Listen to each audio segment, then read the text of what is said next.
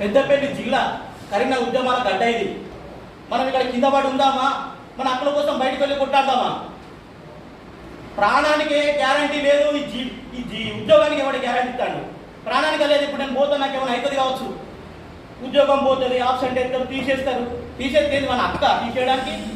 మొన్న 141 మందికి రాష్ట్రంలో ఆబ్సెంట్ వేస్తే 45 మంది ఇక్కడ నుండే సాధించలేదా? వాళ్ళు సాధించలేదా? ఏం సమాధానం చెప్పారు? ప్రభుత్వం నుంచి వచ్చిన రిప్రజెంటేటివ్ ఏం సమాధానం చెప్పారు? మీరు ఎందుకు ఆబ్సెంట్ వేసిరంటే వాళ్ళు చెప్పిన సమాధానం ఏంటి? నో సమాధానం. సమాధానం లేదు వాళ్ళ దగ్గర. ఎంతసేపు అణచి వేస్తే అనగడమేనా? మరి అటువంటిప్పుడు మనం ఎందుకు మరి పరిస్థితి ఇది కోసమేనా? మనం ఎవరు వస్తారా, ఎవరు చేస్తారా, వాళ్ళు ఉండదు, వీళ్ళు ఉండదు, వీళ్ళుంటే మేము రాము. మన దగ్గర చైతన్యం లేక మనం ముందుకు వచ్చి కొట్టాడక ఎందుకు వాళ్ళని బదనాం చేయాలి?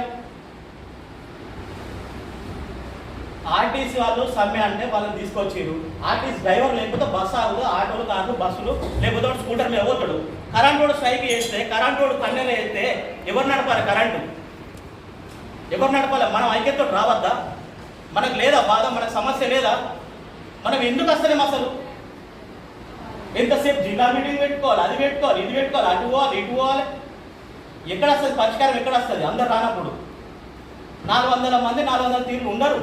కనీసం తెలివి ఉన్నాడు 100 మందో 10 మందో, మరి మీతో ఒక 100 మంది 200 మోటివేషన్ చేయలేడా? అయితే లేదా? ఆ తెలివి ఉన్నాడు కూడా గల్లకే పోతాడా? ఇది పరిస్థితి జరుగుతుంది. మోటివేషన్ గురించి, ఐక్యత గురించి మాట్లాడితే ఇది టీవీఏసీ జేఏసీ 8 ఏళ్ల కాంచి చేసిన పోరాటానికి ఇప్పుడు అంటారు కదా గ్రేడ్ చేంజ్ ఇస్తామని. ఇన్ని రోజులు ఎక్కడ పోయారు?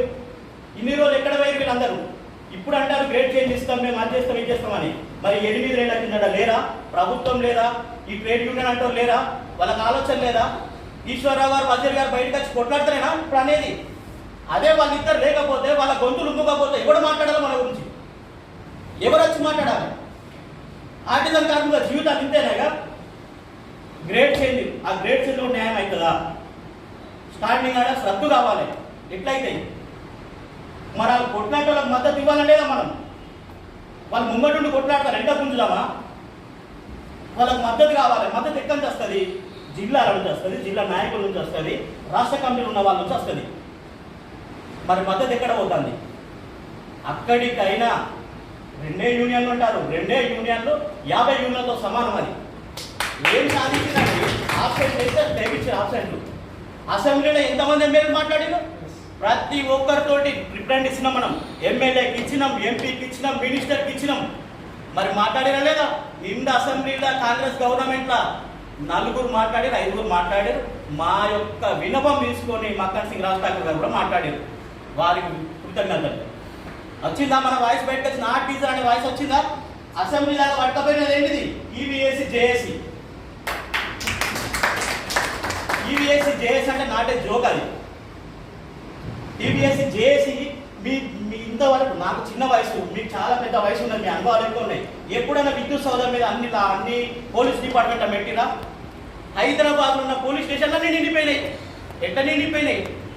ఎక్కడి నిండిపోయినాయి? వ్యాన్లు వస్తాయట, డిపార్ట్మెంట్లు వస్తాయట, దిగినని పట్టుకపోతారట. ఎక్కడి నుంచి వచ్చినాయి? టీవీఎస్సీ జేఏసీ భయపడి పెట్టిర్రు. మీరు ఒక్కసారి ఎన్నికల వీడియోలను చూడండి, దారి పొడుగుతున్నాయి. అంటే టీవీఎస్సీ జేఏసీ అంటే ప్రభుత్వం భయపడుతుంది. మనము కాదన్న భయపడేది, మనం కాదు ఆబ్సెంట్ పడతాయి, నన్ను డిపార్ట్మెంట్ తీసేస్తాడు, నాకు ఏ కోఆపరేట్ చేస్తలేడు, ఇది కాదు. అక్కడ ప్రభుత్వం భయపడుతుంది. నువ్వేమో అన్యాయం అడుగుతలేవు. నాకు చదువుకున్న దానికి అర్హత ఇవ్వండి, సమాన పనికి సమాన వేతనం, విద్యా అర్హతను బట్టి కన్వర్షన్, రూల్స్ ఇంప్లిమెంట్ చేయండి. ఒక లిగ్ ఉండదు, దిగిపోతే రూపాయి రాదు. ఎన్ని రోజులు పని చేయాలి?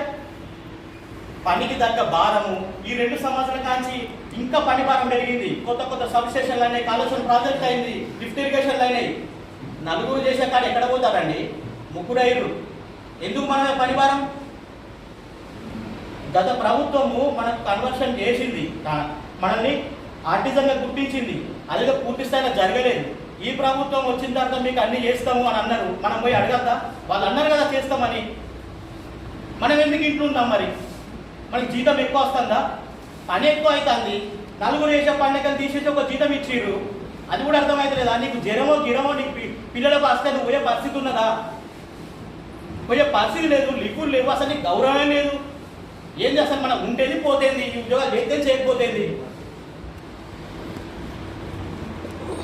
ఇది పరిస్థితి ఉన్నది. దయచేసి నా మాటల వాళ్ళు ఎవరన్నా నొచ్చుకుంటే నన్ను క్షమించాలి. అందరం కలిసి కట్టుగా పని చేద్దాము. మనకు ఉన్నది తెలివి, మనం 10 మందిని పట్టుకొచ్చిన తెలివి ఉన్నది. మనం ఏం చేయాలంటే ఈశ్వరరావు సార్ గారు మనకు భరోసా ఉంటారు, మనం కింది వాళ్ళకి భరోసా ఉందాం. ఎందుకంటే మనం నాయకులను చెప్పుకుంటున్నాం, తెల్లాగా వేసుకుంటున్నాం. కింది వాళ్ళకి భరోసా ఇచ్చే బాధ్యత నాది, నాకు భరోసా ఇచ్చే బాధ్యత టీవీఎస్ చేసి ఎవరికన్నా ఏ కార్మికుడికి ఏమైనా నేను తీసుకొచ్చాడ కూర్చున్నట్టు ఈశ్వరరావు సార్ని 10 సార్ని, అది నా బాధ్యత. 40 మందికి 45 మందికి ఆప్షన్లు పడ్డా మళ్ళీ వచ్చేస్తారు వాళ్ళు. 45% సార్ డ్యూటీలు ఉండగా కూడా ఇటువంటి దాన్ని మనం ఇంక్రీజ్ చేసుకోవాలా లేదా తగ్గించుకోవాలా సార్? ఎందుకు తగ్గుతుంది మరి?